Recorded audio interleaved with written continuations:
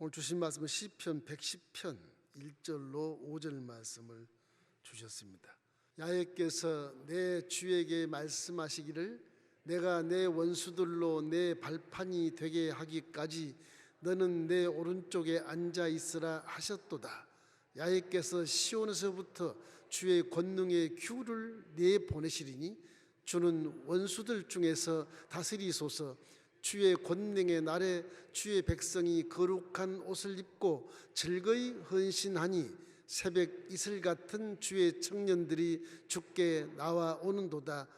야훼는 맹세하고 변하지 아니하시리라. 이르기를 너는 멜기세덱의 서의를 따라 영원한 제사장이라 하였도다. 주의 오른쪽에 계신 주께서 그의 노하시는 날에 왕들을 쳐서 깨뜨리실 것이라. 이 성경 읽어보면 정말로 이스라엘 백성들이 존경하고 항상 위대한 믿음을 교훈을 받는 분은 다윗밖에 없어요.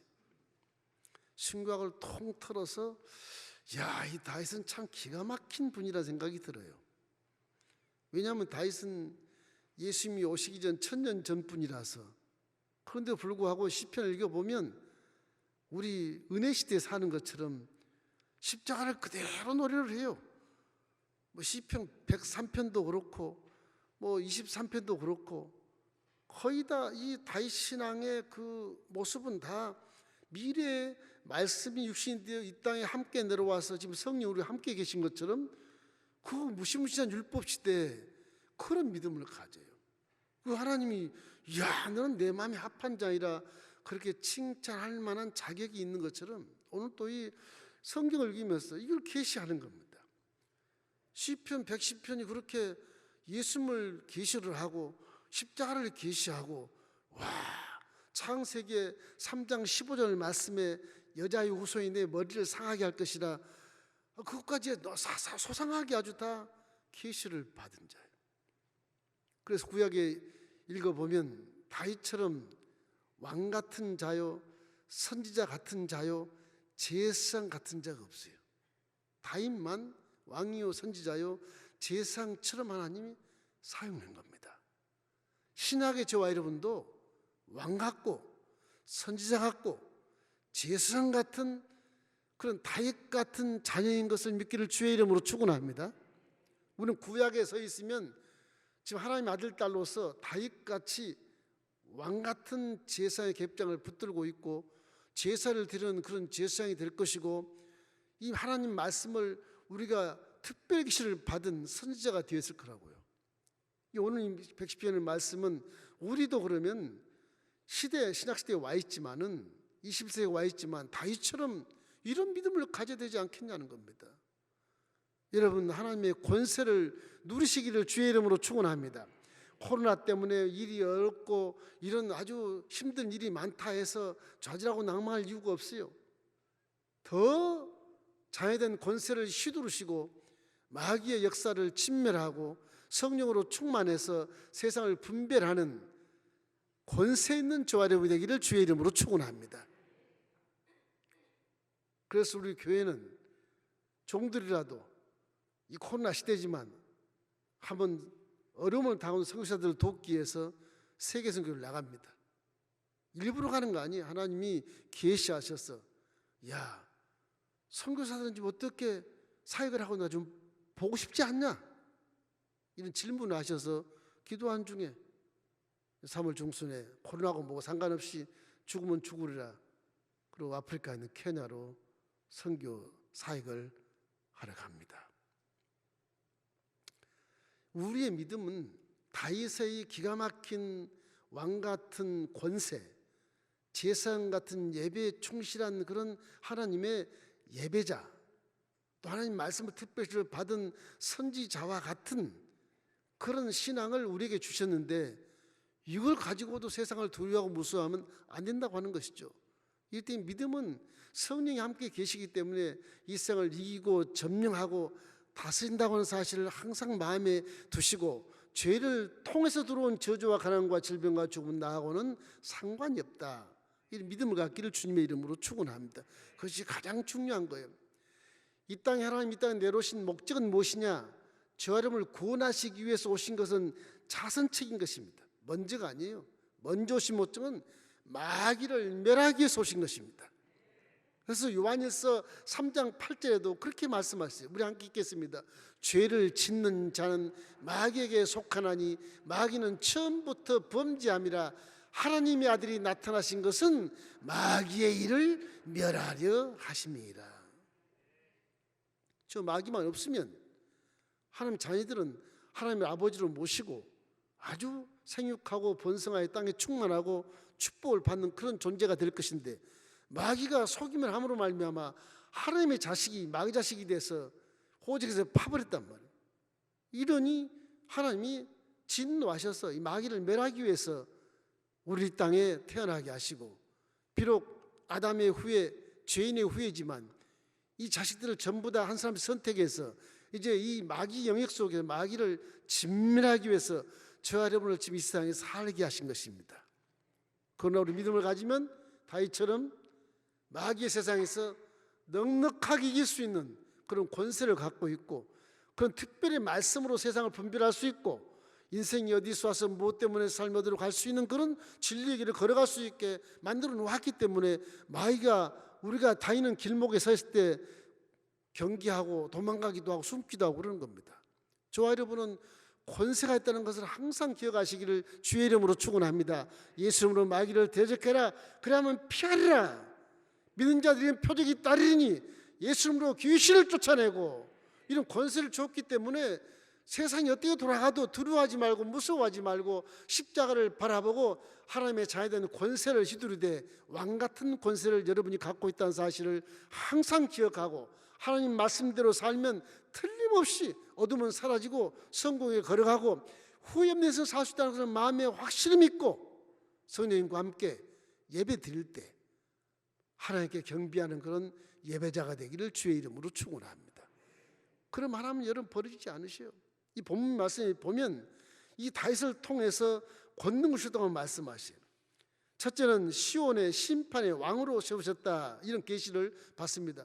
와, 시온의 심판의 왕으로 세우셨다. 저 말씀을 지금 1절 2절 하는데 1절 한번 읽어볼까요? 시편 110편 1절 2절. 야훼께서 내 주에게 말씀하시기를 내가 내 원수들로 내 발판이 되게 하기까지 너는 내 오른쪽에 앉아 있으라 하셨도다.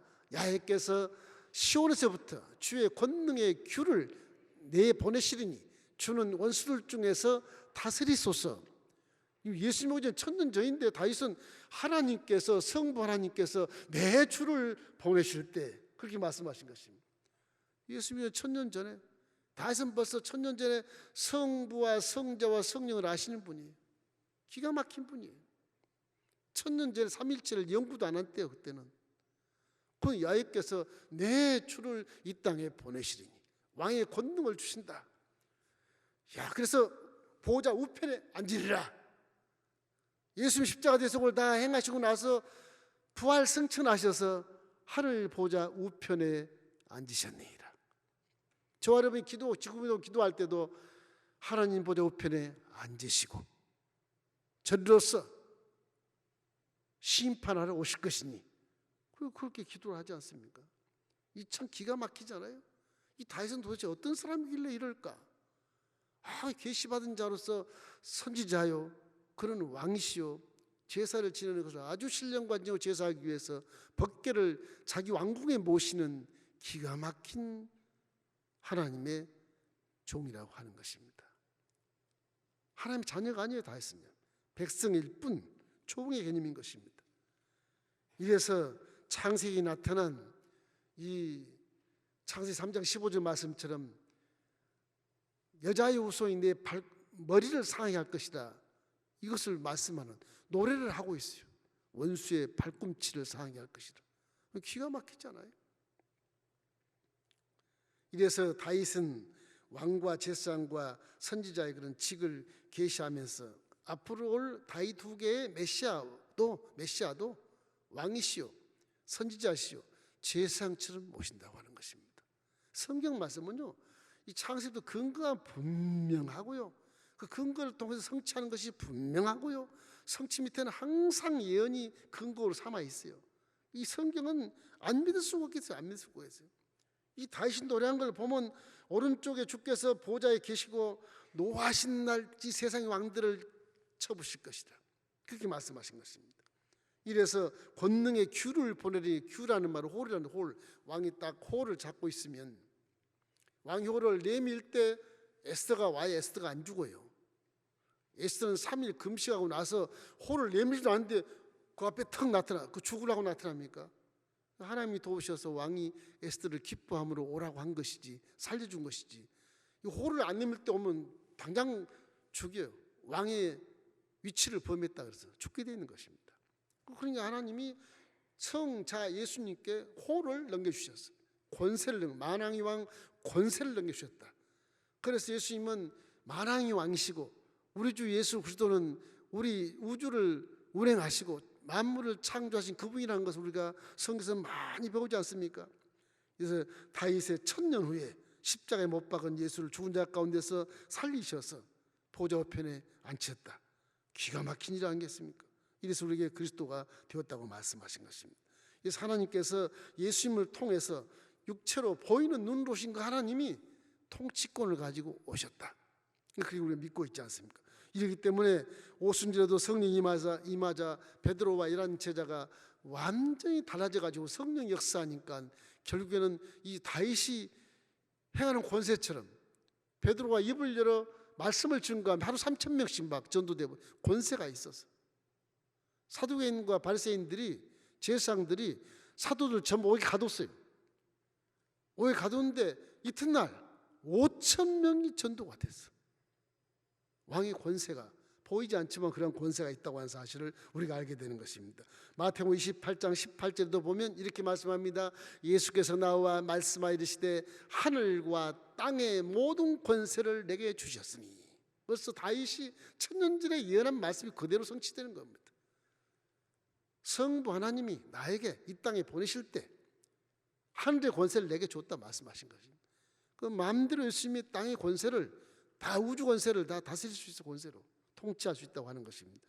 그래서 앞으로의 예수 재림의 날에도 예수님이 지금은 우리의 구원하신 하나님이시지만 그 예수님은 심판자로 딱 오셔서 우리 행한 모든 것들을 심판하는 심판주가 되고 통치자가 되는 것입니다. 히브리서 10장 11절 14절 말씀 우리 함께 읽겠습니다. 제사장마다 매일 서서 섬기며 자주 같은 제사를 드리되 이 제사는 언제나 죄를 없게 하지 못하거니와 오직 그리스도는 죄를 위하여 한 영원한 제사를 드리시고 하나님 우편에 앉으사 그 후에 자기 원수를 자기 발등상이 되게 하실 때까지 기다리시나니 그가 거룩하게 된 자들을 한 번의 제사로 영원히 온전케 하셨느니라. 저 예수님은 우리의 모든 죄를 속량하는 단번에 한 번 죄가 없는 사람이 직접 하늘과 땅에서 달려서 오늘 금요일날 달려서 영혼을 다 가신 다음 내가 다 이루었다 그렇게 선포하시고 운명하시는 거예요. 3일에는 스스로 다시 살아나시고 부활해서 40일 동안 제자들에게 보이시고 41일째 하늘로 구름 타고 올라가시는. 그리고 열흘 후에 오순절 마가다 앞방에 베드로야 11제자 120문도가 있을 때 거기에 보내시겠다는 성령이 보내셔서 지금까지 예수 믿는 자들 속에 와서 함께 하고 계시고 지금 우리 눈을 들어 보게 하시고 귀를 들어 듣게 하시고 마음을 열어 깨닫게 하시는 기가 막힌 영의 세계를 넘나들 수 있는 그런 하나님의 귀한 자녀로 선택해 주신 것입니다. 저와 여러분은 보통 사람이 아니에요. 굉장한 권세가 있는 자들이에요. 그 권세를 여러분 누리시기를 주의 이름으로 축원합니다. 하나님의 권세를 누리면 재밌어요. 어떻게 보면 예전에 우리 한번 이 권사님들과 함께 귀신들 집에 가서 신방을 해보면 귀신이 떠나가잖아요. 우와 여기도 하나님 계신다 여기도 하나님 계신다 그런 아주 통쾌한 그런 소리를 밤중에 막 소리 지르면서 집에 기고하고 그랬어요. 그렇게 기쁘고 즐거운 거예요. 여기도 하나님 계시네 저기도 하나님 계시네. 이거는 다윗처럼 항상 서서 제사를 드리고 날마다 매일까지 제사를 드리고 그런 신령과 진정함의 제사가 우리가 제사장이 되었으니, 우리가 이제 제사를 주관한 자가 되었으니 항상 몸을 거룩하게 하고 회개를 많이 하고 성령과 함께 신령과 진정으로 제사를 드리면 예배 중에 여러분에게 권세가 살아나고, 예배 중에 여러분이 계시를 받고, 예배 중에 여러분 예말을 받고, 예배 중에 기도한 것이 응답되게 되는 것입니다. 다윗 시대에 이런 사두개인과 바리새인들, 제사장들, 이런 사람들은 예수가 다윗의 후손이 될 수 있는가를 몰랐어요. 전혀 몰랐어요. 다윗만 알았어요. 그리고 천년전에 저런 예언의 말씀을 하죠. 그래서 다윗도 왕이지만 선지자다, 그렇게 칭호를 붙이고 있는 것입니다. 둘째는 성결해야 마귀를 쫓아낼 수 있다고 하는 것을 말씀하죠. 시편 110편 3절 우리 함께 읽습니다. 주의 권능의 날에 주의 백성이 거룩한 옷을 입고 즐거이 헌신하니 새벽 이슬 같은 주의 청년들이 주께 나와 오르온도다.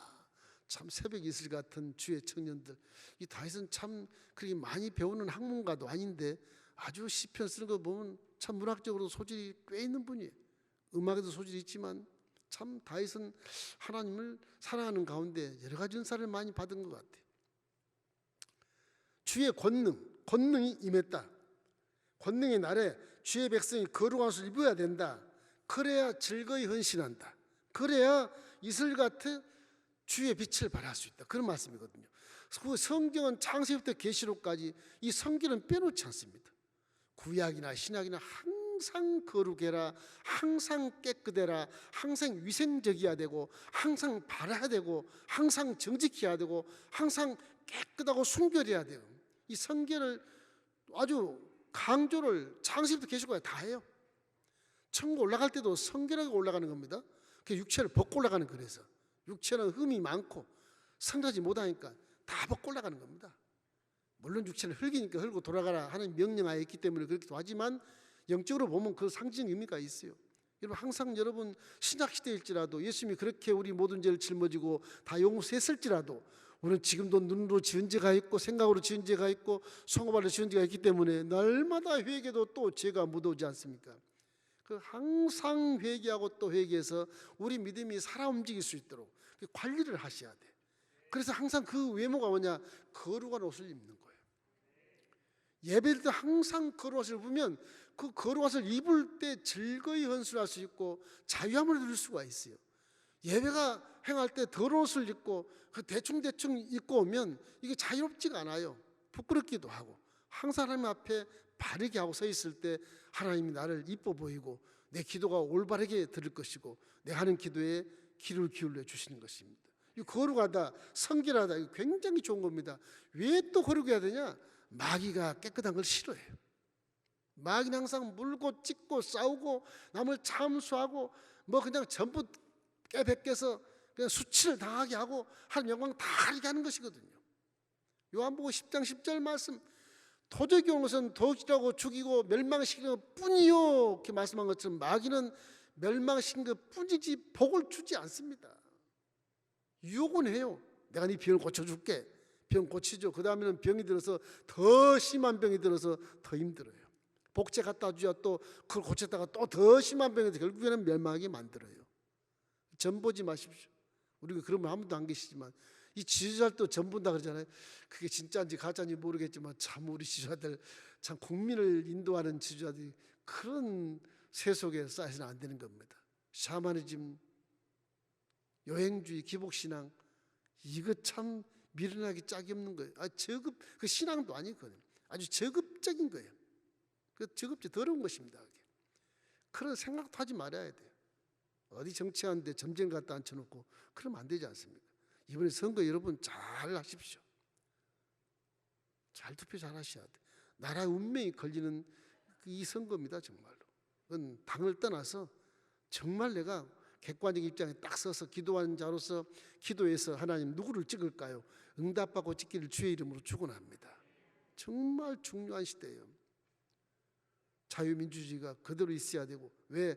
하나님의 교회가 부흥이 돼야 되고 우리 국민들이 다 성시화 돼야 되기 때문에 가장 중요한 것입니다. 이게 사회주의가 되고 공산주의가 되면 안 돼요.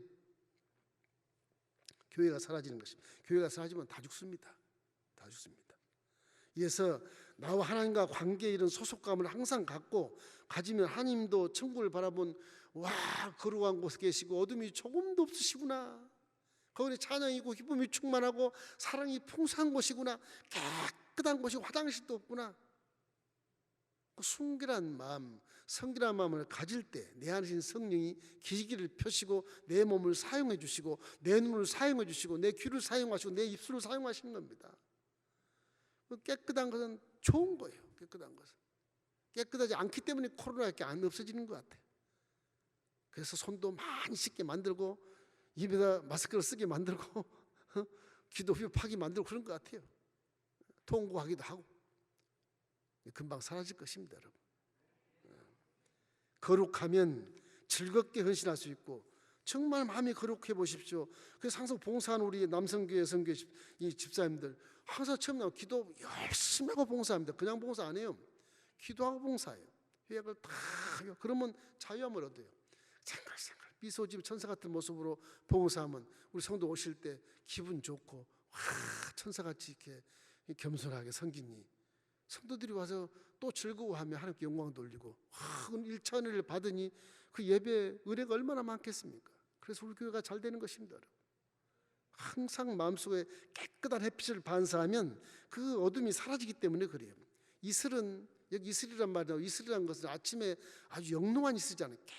깨끗하고 순결하잖아요. 햇빛을 쫙 받은 것이 별같이 빛나죠. 별같이.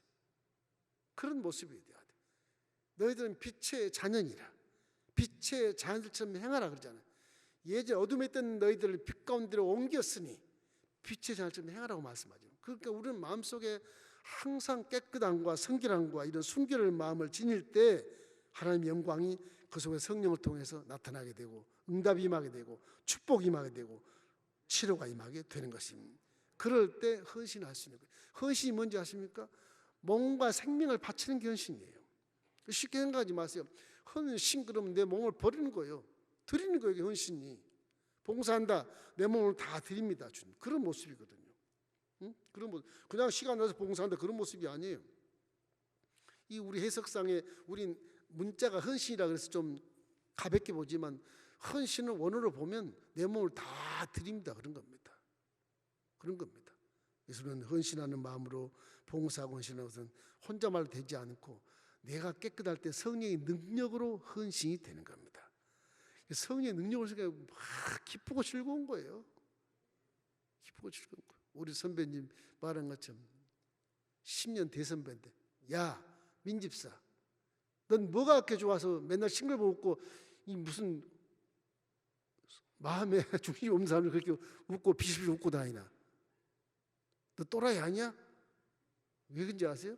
저 집에 한참 연단 받을 때인데 이거 뭐 100평 가차이 되는 집을 다 사기당해가지고서 이제 지하로 들어갔어. 저 자양동이 지하로 거기서 연단을 한참 받고 내 그때 지역장이거든요. 그분은 이제 믿은 지 3개월 돼서 이 경상도 대구 사람인데 아주 그 학교에 그 아주 공사를 해가 수리해가지고 돈을 많이 번 분이에요. 미국에 이민을 가셨는데 그때 오셔서 처음 우리 집에 오시는 거예요. 내가 항상 즐거워 기쁘고 막 할렐루야 막 하고 막 그러고 하니까 뭐 헌금도 막 잘 내고 막 그렇게 하니까 와 저 지역장 진짜 예수 믿고 그냥 수지 많이 나보다 와 부자가 됐나 보다 하고 굉장히 저를 이렇게 부자처럼 생각했던 것 같아요. 우리 집에 안 와봤으니까. 우리 집에 예배를 드리게 됐어. 시험이 당해가지고 대학원 들어오다가 그냥 가버렸어요. 왜 가냐고 교회 안 나오는 거예요. 3개월 동안. 그래서 찾아가서 이렇게 사정을 했죠. 왜 안 나오시냐고. 말하기도 싫어. 넌 나를 사기친 것 같아. 왜 그러세요?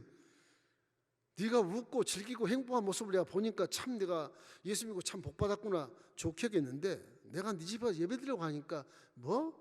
지하방에 살아? 뭐 연단을 받아? 무슨 변명이 이렇게 그렇게 좋더냐? 네 잘 살고 날 불러. 시험 당해. 현실을 바라보니까 이게 아니거든. 내 마음은 굉장히 행복할 때거든요.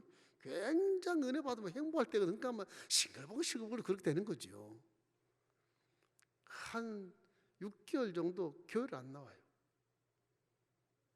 그래가지고선 하나님이 역사하셔서 그분도 성령을 받고 1시간 정도 버스 안에서 간증하고 울고 불고 그러더니 나중에 안수입자가 되더니 미국 가시더니 장로가 되셨어요. 할렐루야. 이 마음의 행복이라는 것은 물질 세계에 있는 것이 아니고 내 마음에 있는 거예요. 믿음도 마음에 있어요. 믿음을 잘 가지면 사람이 변하지 않고 항상 행복해요. 마음에 믿음이 있으니까. 여러분의 행복은 마음에 있고 복의 근원도 마음에 있어요. 절대 물질 있지 않아요. 그래서 성경은 복 있는 사람 그러지 복 있는 물질 그렇게 얘기 안 해요. 내가 사람이 됐을 때 복 있는 사람이 됐을 때 복이 나한테 몰려오는 거예요. 들어오는 겁니다. 그것이 영적인 활동이고 그것이 믿음의 비결이에요. 비결. 그 세상 사람들은 술수와 방법으로 현실 환경에 있는 저 물질을 욕심을 내서 벽을 뚫고 와서 훔쳐오든지 속에서 사기를 쳐서 가져오든지 그렇게 하잖아요. 다 망하는 겁니다. 그 망할 짓을 하는 거예요. 그래서 우리는 항상 성령의 마음을 갖고 깨끗한 마음을 가지면 자유함을 얻게 돼서 하나님의 권세가 거기서 능력이 나타나게 되는 거예요. 내가 죄를 지면 응답이 없는 것처럼 내가 죄를 짓고 회개 안 하면 권세도 나타나지 않습니다. 믿음의 효력이 사라져요. 그 죄 때문에 예수님이 죽으셨잖아요. 죄 때문에. 왜 죽어요? 구원하기 위해서. 죄 없으면 그거 못하는 거예요. 그거 못하는 거예요. 그래서 죄를 또 지면 용서할 수 있는 통로를 십자가에서 쫙 열어놨어요. 미래 죄까지 다 회개하면 다 용서할 수 있는 열어놨어요. 누구든지 예수를 믿으면 멸망치 않고 영생에 들어가리라. 문이 열어놓은 것입니다. 그래서 복음이라고 그래요. 복음. 그 문 안 열어서 복음이 아니에요. 구약에는 힘들었어요. 그런데 이 다윗이라는 사람은 예수님이 1000년 전에 내 모든 죄를 사하시고 그런 노래를 하거든요. 내 모든 병을 고치시고 내 생명을 파멸해서 속량하셨으니 내게 인자와 긍휼로 관을 씌우시고 내 청춘을 독수리같이 새롭게 하신도다. 예수님은 1000년 전에 이 신약시대에 복음을 노래하고 있는 거예요. 그러니 이스라엘 백성들이 다윗을 아브라함보다 더 사랑하지 않습니까? 더 사모하고. 국기도 그래서 다윗 국기를 걸어놓은 거예요. 안 그랬으면 아브라함 얼굴을 딱 해서 국기를 만들었을 것입니다. 믿음의 조상이니까. 이 다윗이 하나님을 경외하면서 최고의 선지자요, 최고의 왕이요, 최고의 제사장이고 최고의 믿음을 가진 자라고 하는 것을 명명백백하게 지금까지 다윗의 그 후예들로 살고 있지 않습니까? 그 나라가 조금해도 강원도보다 조금 더 큰 땅이면 조금해도 수천을 버티고 딱 서 있잖아요. 수천을 버티고. 이래서 우리 성결은 하나님이 가장 기뻐한 것이기 때문에 이 성결하시기를 주의 이름으로 축원합니다. 마가복음 16장 17절 18절 우리 함께 권세를 읽어보십시다. 믿는 자들에게는 이런 표적이 있다리니 곧 그들이 내 이름으로 귀신을 쫓아내며 새의 방언을 말하며 뱀을 집어 올리며 무슨 독을 마실지라도 해를 받지 아니하고 병든 사람에게 손을 얹은즉 나으리라. 저게 청결한 마음에서 성령의 능력이 나타나게 되는 겁니다. 그게 믿음이에요. 믿음이 살아있는 것이죠. 항상 회개를 열심히 하십시오. 제사장들과 사두개인들이 사도를 잡아 오게 가두었을 때 그 다음날 아침에 전도하고 나서 그 다음날 아침에 나가니까 5,000명이 전도됐다. 사도행전 4장 3절 4절 이 말씀이 있어요. 그를 잡음에 날이 이미 저물었으므로 이튿날까지 가두었으나 말씀을 들은 사람 중에 믿는 자가 많으니 남자의 수가 약 5,000이나 되었더라. 예루살렘에 처음 예수님으로 창립한 예루살렘 교회가 유대인들 교회인데 5,000명, 남자만 5,000명이면 여자고 합하면 10,000명이 넘어요. 믿는 자들이. 그 당시에는 초대교회라 여자분들은 이 지성 성소에 못 들어오기 때문에 좀 어려웠겠지만 그 남자만 저렇게 수요를 셌겠지만 성전 뜰에 있는 여자분들도 피나 많을 거 아니겠습니까? 그 예루살렘 교회에 어마어마한 숫자가 들어갔다고 하는 거죠. 사실 안디옥 교회도 5,000이라 그랬지만 예루살렘 교회보다 더 많다고는 많이 얘기하지만 예루살렘 교회가 유대인들로 모이는 교회 중에 가장 큰 교회거든요. 이 안디옥 교회, 시리 안디옥 교회는 이방인들이 모이는 교회예요. 그 사도 바울이 그것을 나중에 바나바와 함께 목회를 하게 되는 것입니다. 그래서 항상 어찌하든지 십자가를 바라보고 우리 죄를 용서하신 예수님을 항상 기억하면서 죄는 하나님과 원수구나. 하나님과 원수구나. 그럼 내 안에 있는 성령님도 죄가 오는 원수구나. 항상 이것을 마음에 새기고 살게 되시기를 주의 이름으로 축원합니다.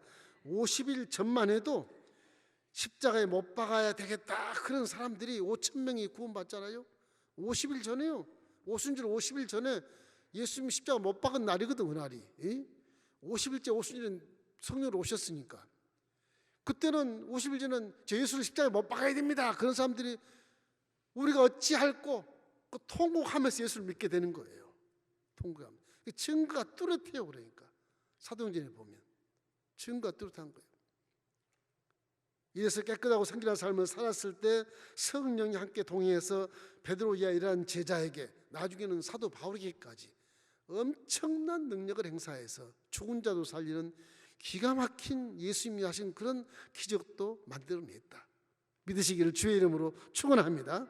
사도행전 1장 8절 읽겠습니다. 오직 성령이 너에게 임하시면 너희가 권능을 받고 예루살렘과 온 유대와 사마리아와 땅 끝까지 이르러 내 증인이 되리라 하시니라. 그러니 다윗이 왕 같은 권세가 있고 제사장 같은 예배를 잘하는 사람이고, 그리고 하나님 말씀을 계시받는 선지자라고 하는 것처럼 지금 우리는 이 시대에 와서 우리는 스스로 성경 우리에게 명하시기를 너는 왕 같은 제사장이야. 그래서 왕과 제사장이 됐어요. 지금 특별히 몸에 지니고 있어요. 특별히 다 예언인데 예언이니까. 예언을 내가 하는 자니까 선지자예요. 지금 여러분은 다윗 같은 권위를 갖고 있어요. 그러니 믿음을 가지고 비실비실 기웃기웃 그럴 이유가 하나도 없어요. 예수님으로 명하노니 묶음을 놓고 떠나갈지어다. 내가 가는 길은 성공의 길이다. 마귀가 사라질지어다. 당당하게 부르짖으시기를 주의 이름으로 축원합니다. 부르짖지 않으니까 믿음이 더 약해질 수 있어요. 자꾸 부르짖으십시오.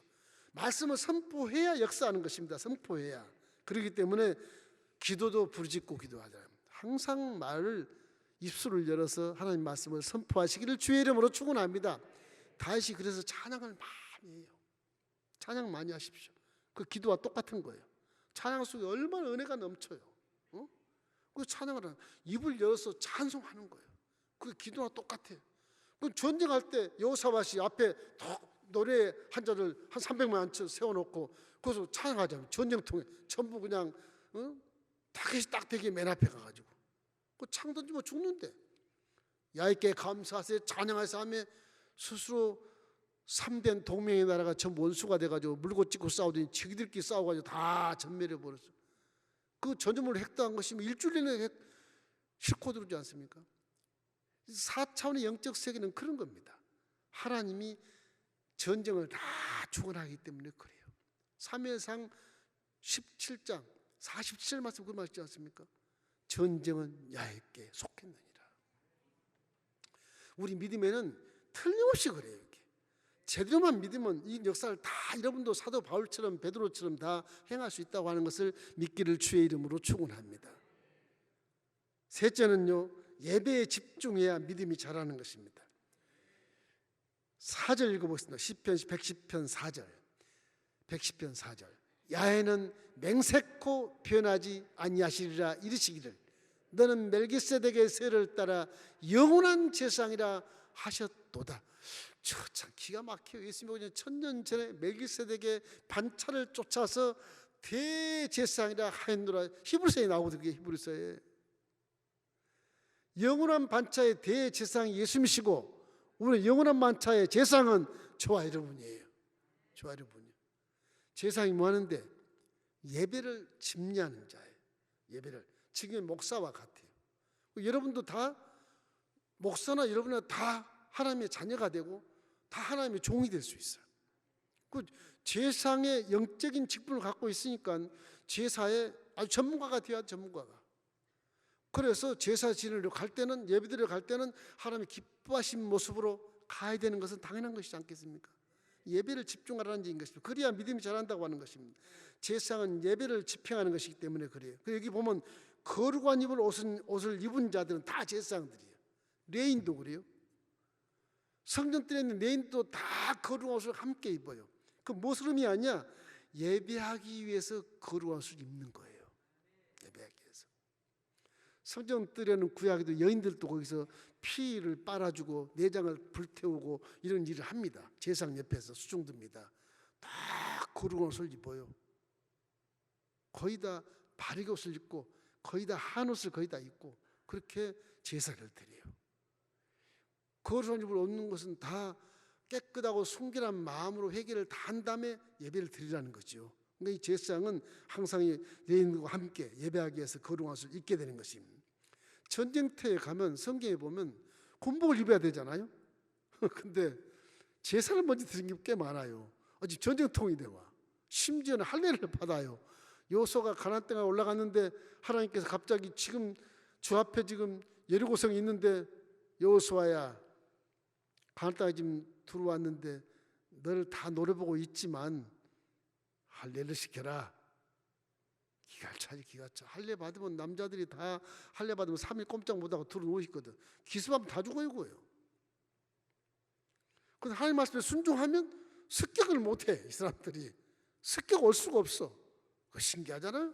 천병이 많을까 하겠습니다. 저 지금 가나안 땅부터 저기 광야부터 오는 이스라엘은 다 소식을 알고 있거든.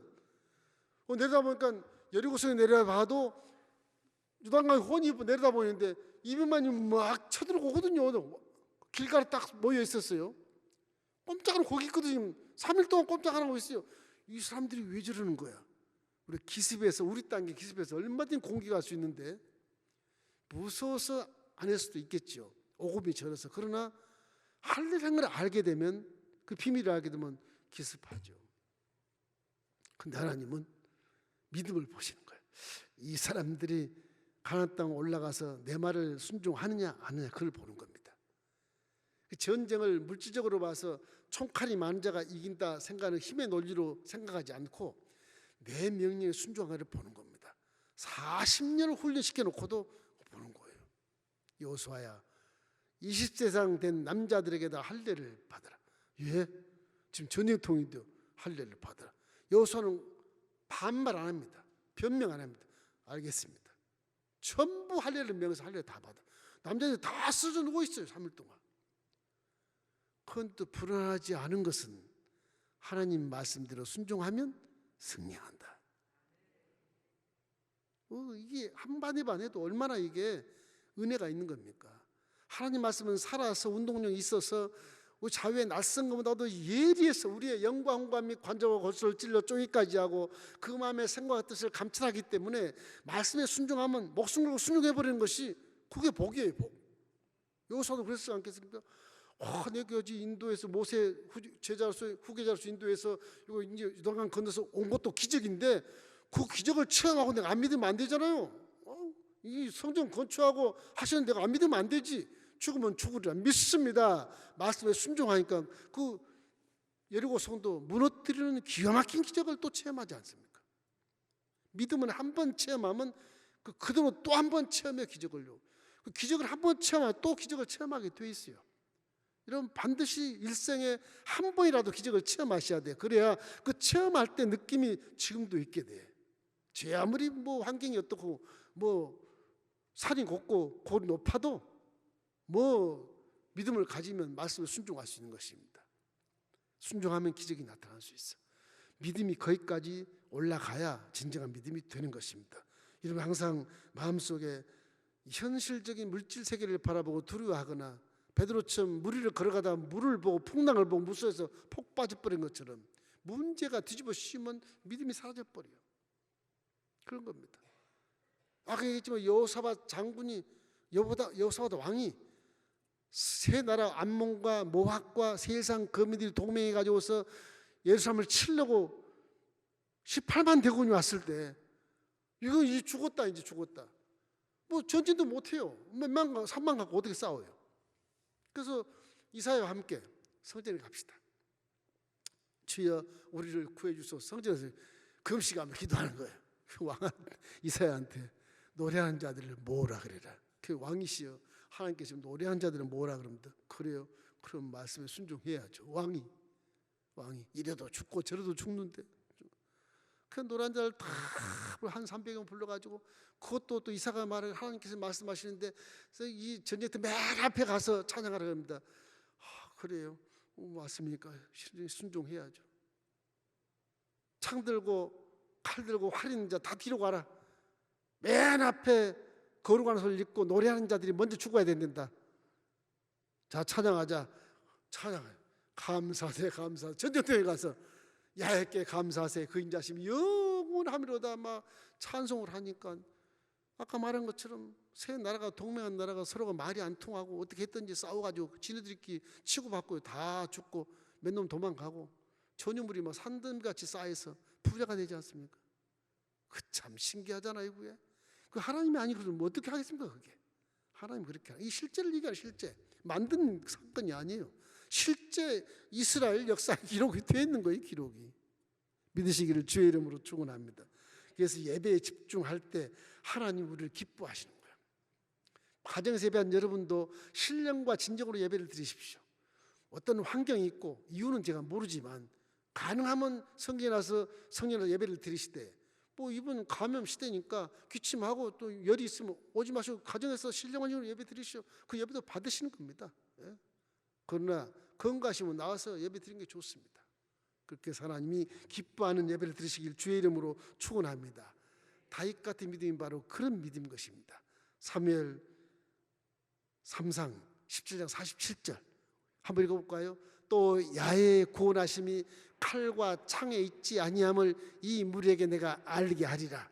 전쟁은 야훼께 속한 것인즉 그가 너희를 우리 손에 넘기시리라. 저 장군도 아니고요 17살짜리 초록 목동이에요.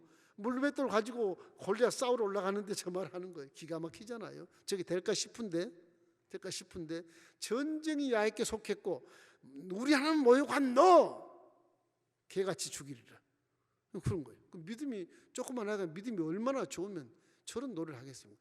그 다윗이 자라서 지금 왕이 됐거든요. 그 다윗이 함께 칭찬받아서 제사장이고 선제가 됐거든. 새싹이 좋잖아요. 새싹이. 신앙도 새싹이 좋으면 사용하는 겁니다. 하나님이. 이래서 성경을 보면 참 기가 차요. 저런 내용들을 보면 안 믿을 수가 없게 돼 있어요. 사도행전에 와서 이제 사도 바울도 비록 바리새인이고 좀 율법주의자지만 부활한 예수를 만나고 나서 이거 구약 율법이라 능통한 자인데 저 예수가 오히려 메시아가 돼서 율법보다 더 위대한 분이라는 것을 깨닫고 나서 성령 충만해서 자기 사명을 감당할 때 이방인을 위해서 막 구원하잖아요. 유대인이 이방인을 구원한다는 건 말도 안 되는 소리예요. 초대교회. 그러니까 베드로와 열한제는 다 유대인들만 위해서 선민들만 구원한 줄 알아요. 그 예수님은 사도 바울에게 이방인을 위해 택한 그리스니라. 그가 하나님을 만난 모든 체험들이 다 기독교에 맞기 때문에 예수 믿는 제자들과 함께 맞기 때문에 바나바가 사울을 불러서 함께 목회해서 위대한 그런 전도자, 선교사, 목회자, 신학자가 되지 않습니까? 사도 바울 사도행전 20장과 24절 말씀에 이 말씀을 합니다. 내가 달려갈 길과 주 예수께 받은 사명 곧 하나님의 은혜에 복음을 증언하는 일을 마치려 하면은 나의 생명조차 조금도 귀한 것으로 여기지 아니하노라. 저분은 구약에 능통한 자거든요. 왜 이방인을 구원하는 것에 동조한지 아십니까? 구약이에요.